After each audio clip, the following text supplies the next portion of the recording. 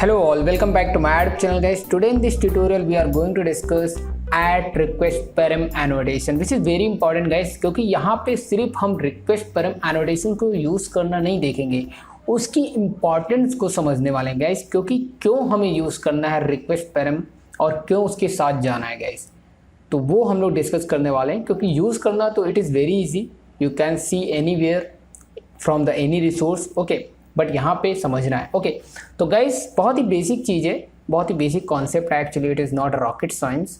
Okay guys, तो करना क्या है गाइस, जैसे लेट्स से यहाँ पे मैंने ये पिछली वीडियो का जस्ट कंटिन्यूशन है जिसमें हम लोगों ने एप्लीकेशन में उसी में कंटिन्यू कर रहे हैं। तो गाइस देखो, हम लोगों ने पिछली वीडियो में ये पोर्शन कवर किया था, ठीक है, मतलब कि हम लोग डायरेक्टली वो की को यहाँ पे एज एन वेरिएबल यूज़ कर सकते हैं, एज अ वेरिएबल यूज़ कर सकते हैं, जो कि जस्ट मिनट मैं यहाँ पे दिखा देता हूँ गाइस, जैसे कि यहाँ पे यूज़ कर रहे हैं राइट, ये क्वेरी स्ट्रिंग में।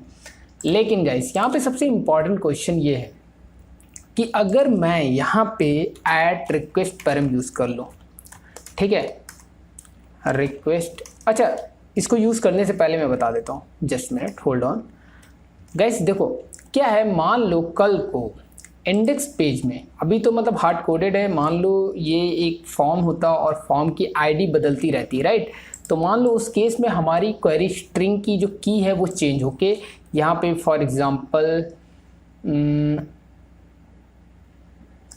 लेट्स से वैल हो जा रहा है, ठीक है, वैल हो गया, इमेजिन करते हैं वैल, ओके, और कंट्रोल एस किया, ठीक है। अब गाइस हमने कोड में कोई चेंजेस नहीं किए थे, लेकिन यहाँ पे किसी फॉर्म में कोई डिज़ाइनर ने मान लो एग्जांपल के तौर पे चेंजेस कर दिए लाइक, ओके। अब क्या होगा गाइस कि मान लो आपने अपनी एप्लीकेशन को रन कराया, ठीक है, बहुत ह्यूज एप्लीकेशन, यहाँ पे देख आप वर्क कर रहे हो, तो उस केस में देखो प्रॉब्लम कैसे आएगी। अभी तो ये नॉर्मल लग रहा है, काफ़ी स्मॉल लग रहा है, लेकिन ये प्रॉब्लम देखो कैसे बनने वाली है। देखो लेट्स से कि मान लो कि हमने यहाँ पे जस्ट मिनट इंडेक्स पे आते हैं और ये रिफ्रेश करके और ऐसे ही जाते हैं, तो गाइस यहाँ पे देख सकते हो कि वैल में चला गया 500, लेकिन यहाँ पे क्या आ रहा है, nothing. So this is a problem guys. हुआ क्या, सिर्फ एक चेंजेस की वजह से ये पूरी एप्लीकेशन को स्टॉप कर सकता, मतलब कि उसमें कुछ भी पता ही नहीं चलेगा।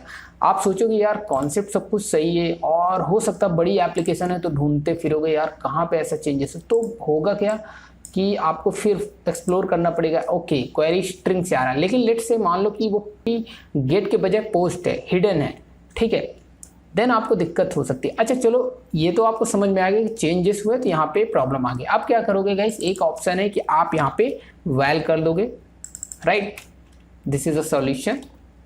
Okay just minute, I think something, okay शायद थोड़ा सा सिस्टम एक्चुअली हैंग हो गया आई थिंक, ओके फाइन, कोई दिक्कत नहीं, वापस, ठीक है। इस तरह से हम लोग रिजॉल्व कर सकते हैं। इसको फिर से सेव किया, रिलॉन्च किया, देन अगर हम फिर से यहाँ पे रिफ्रेश करते हैं तो लेट्स से यहाँ पे गए और यहाँ पे गए देख सकते हैं 500 आ गया, फाइन, चल गया, इट्स अ गुड, कि मतलब अगर यहाँ पे कोई किसी ने चेंजेस किए तो वापस से हम यहाँ पे चेंजेस कर लेंगे, सिंपल। लेकिन guys it's a very time taken process. अभी क्या है गाइस, यहाँ पे 2 लाइन है, इमेजिन करो यहाँ पे 1000 लाइन है, 1000 लाइन है, मतलब कि 2000 है।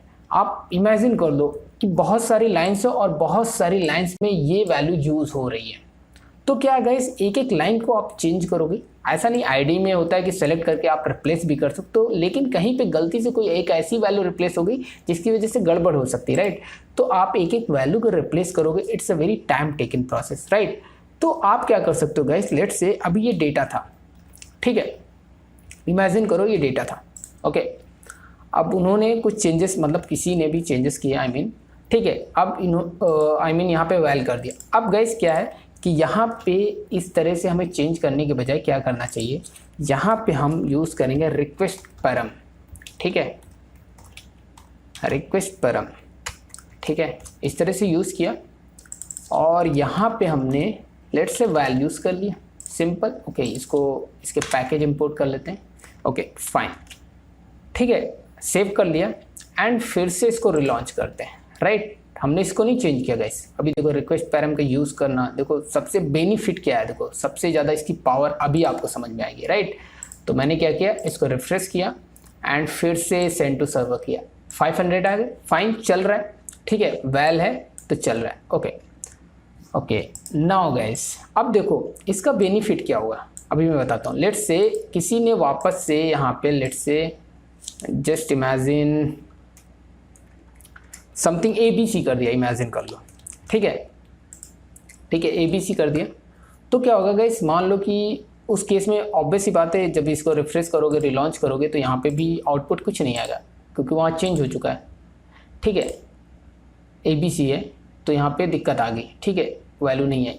अब गाइस इससे problem, okay just minute, where तो ये एरर क्यों दे रहा था, just minute, okay guys error दे देता है, हाँ राइट सॉरी, ठीक है, यहाँ पे जैसे आप क्लिक करोगे तो एरर मिल जाएगी, राइट। अब यहाँ पे बता रहा है ABC, तो इससे क्या बेनिफिट हुआ गाइस, बेनिफिट ये हुआ गाइस सबसे इंपॉर्टेंट कि यहाँ पे सिर्फ एक चेंजेस होने पे, अब क्या है मान लो कि एक आपने की चेंज किया तो आप सिर्फ एक यहाँ पे जो रिक्वेस्ट परम का यूज़ किया है यहाँ पे सिर्फ चेंज करो। अगर 1000 लाइन है या फिर 2000 है 3000 है, वहाँ पे हर जगह वो वैल्यू से उस की से रिप्लेस करने के बजाय सिर्फ रिक्वेस्ट पैरम में रिप्लेस करो एक जगह पे, और वो पूरे इंटायर कोड और इंटायर लाइन में रिफ्लेक्ट हो जाएगा, ठीक है। तो लेट्स से यहाँ पे किया हमने ABC, तो ऑटोमेटिकली डेटा में ABC स्टोर हो गया, डेटा में ABC स्टोर हो गया, दैट्स इट, सिंपल। तो n नंबर ऑफ लाइन को चेंज करने से अच्छा है रिक्वेस्ट परम यूज़ कर लो, दैट्स इट। यहाँ पे मैंने सेव किया और फिर से मैंने रिलॉन्च किया और अगेन हम जाते हैं, एक बार चेक करके देखते हैं, देन आप बिलीव करोगे मुझ पर, ठीक है। मैंने ये सेव किया और आप गाइस देख सकते हो। तो मतलब कि आपको जब भी यहाँ पे कोई चेंजेस कर रहा है, लेट्स से वैल कर रहा है या फिर कुछ भी कर रहा है, तो यहाँ पे चेंजेस करना, आपको रिक्वेस्ट पैरम में चेंजेस करना, दैट्स इट, और कुछ भी नहीं करना है, ठीक है। यहाँ पे रिफ्रेश करो, वापस जाओ एंड अगेन यहाँ से रिलॉन्च करो, रिफ्रेश एंड, तो यहाँ पे कितनी बार भी चेंजेस हो आपको सिर्फ एक यहाँ रिक्वेस्ट पैरम की को चेंज करना, दैट्स इट। वो n नंबर ऑफ लाइन्स हो वहाँ पे चेंजेस नहीं करने। So this is the beauty of request param. तो एक्चुअली ये यूज़ है रिक्वेस्ट पैरम, कई लोग यूज़ करना तो बता देते हैं ऐसे यूज़ कर लो, लेकिन लोग ये नहीं समझ पाते कि एक्चुअली रिक्वेस्ट पैरम क्यों यूज़ करना है। रिक्वेस्ट पैरम इसलिए यूज़ करना होता है गाइस क्योंकि इससे क्या होता है, थोड़ा सा कन्वीनियंट हो जाता है हमारा कोड, काफ़ी ईज हो जाती है चीज़ों को हैंडल करने के लिए, राइट। क्योंकि वेरिएबल को बार बार आप हर लाइन में चेंज करोगे, it's not easy task, right. So this is a beauty of request param. So I hope guys इतना ही है इसमें, और कुछ भी इसमें कोई रॉकेट साइंस नहीं। So if you like it then give us thumbs up and please do subscribe my YouTube channel. Thanks for watching.